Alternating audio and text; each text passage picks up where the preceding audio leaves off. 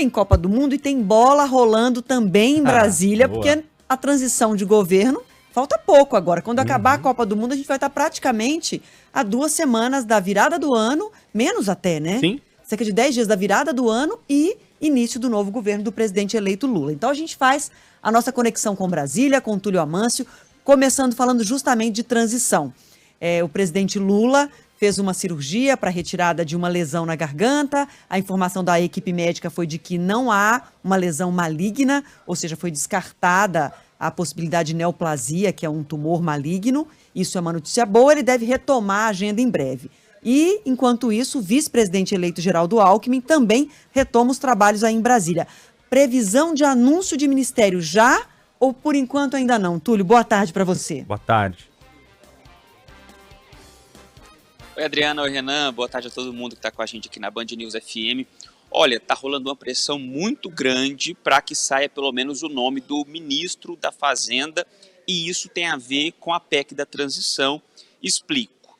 A Gleisi Hoffmann, ela vai se reunir hoje com senadores eleitos pelo PT, senadores que hoje estão com mandato pelo PT, amanhã com deputados com mandato que vão assumir a partir do ano que vem, e na quarta-feira ela vai se encontrar com o Conselho Político da Transição, com líderes partidários do Congresso Nacional, aí de todas as matizes ideológicas, inclusive bolsonaristas, o que deve ser a oposição de Lula, em pauta a PEC da transição. Texto que deve ser finalizado ontem, o que foi apresentado na semana passada foi um anteprojeto com nada definido sobre data, com um valor de quase 200 bilhões, coisa que a oposição de Lula, que hoje é a base de Bolsonaro, vale sempre frisar isso, porque senão vira uma bagunça na cabeça de todo mundo, não gostou nada disso e quer que esse texto seja válido por 1 ano.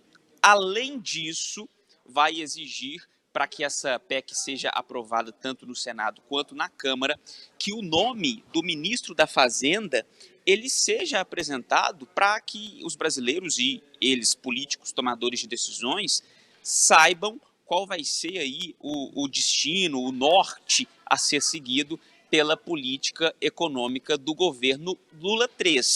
Então, por isso que está essa expectativa, essa espera do presidente eleito, Luiz Inácio Lula da Silva, aqui na transição, né? Está previsto dele vir amanhã, mas vai depender da recuperação dele dessa cirurgia, que correu tudo bem, segundo os médicos. No mais tardar, ele chega aqui na quarta-feira. Aí, na quarta mesmo, se ele chegar de manhã, à tarde, eles devem apresentar aqui no CCBB o nome do grupo de trabalho da defesa. É aquele assunto que a gente falou na semana passada, que estava enroscado, que o negócio estava difícil de sair, porque o Ministério da Defesa não estava oferecendo as informações necessárias, né? Não tinha ninguém para fazer esse meio campo.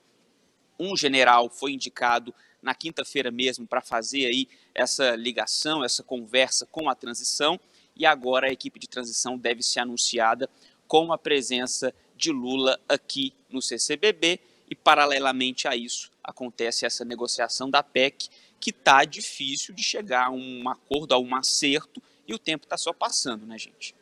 É isso. Enquanto não decidir essa PEC, não se sabe nem se haverá um orçamento suficiente para cumprir a principal promessa de campanha, que é manter o Auxílio Brasil, que vai voltar a ser chamado de Bolsa Família, em R$600. E disso dependem mais de 20 milhões né, de famílias que, em função de tudo que aconteceu com a pandemia, dependem dessa ajuda no momento. Mas, Túlio, vamos falar de um outro assunto polêmico, né, Renan? Que teve uma fala desastrosa, para ser light, do ministro do TCU, Augusto Nardes, né? Falando de uma animação, um movimento forte nas casernas.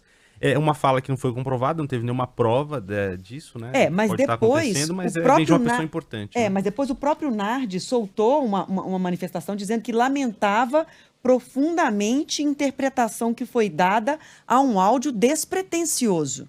Mas um áudio que diz que tem movimentação nas casernas, ou seja, nos quartéis, supondo um golpe. E para algumas pessoas foi interpretado como um incentivo ao golpe, inclusive. Vamos ver aqui que o Túlio apurou para a gente sobre isso. Tem reação, né, sobre isso.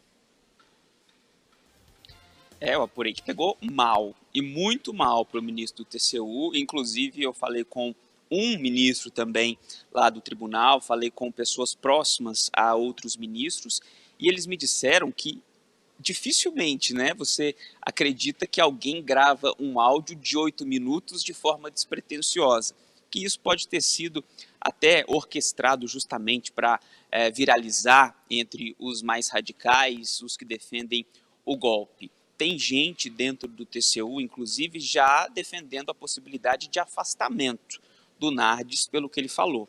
Eu consegui também apurar que entre os ministros ali em conversas no café, coisas mais reservadas, o Nardes ele fala muito sobre fake news, ele divulga muitas notícias falsas e acredita muito nelas.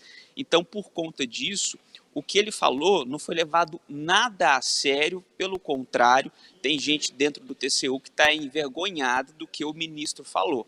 E eu lembro a vocês que o próprio TCU, ela comprovou a legalidade do pleito, fez aquele trabalho de verificação comparando o que saía nos boletins de urna com o resultado que estava em cada uma dessas urnas e deu tudo certo. O TCU fez esse mesmo trabalho que as Forças Armadas fizeram, mas num grau muito maior, num número de urnas muito mais elevado. Então foi um teste ainda mais completo e complexo e comprovou, de fato, a lisura do processo. Então, dentro do TCU, não pegou bem.